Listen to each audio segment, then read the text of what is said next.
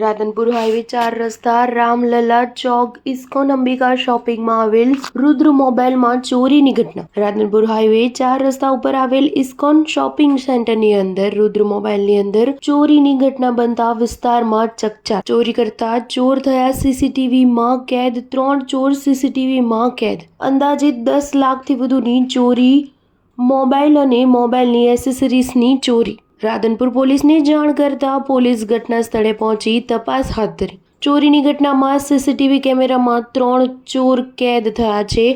રાધનપુર ખાતે ચોરી કરતા ચોર બન્યા બેફામ।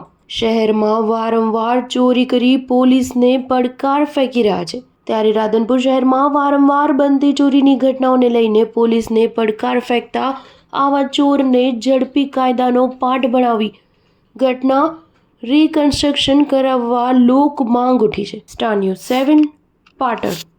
અત્યારે સવારે આવ્યા દુકાને એટલે ચેક કર્યું, અમારા આજે મિત્ર છે, મેનેજર છે, એમના પપ્પા આવ્યા એટલે એમણે જોયું કે તાળા તૂટેલા હતા, હતા જ નહીં તાળા, અને શટર એમને હતા એટલે ઊંચું કરીને ચેક કર્યું તો અંદર મોબાઈલો હતા નહીં।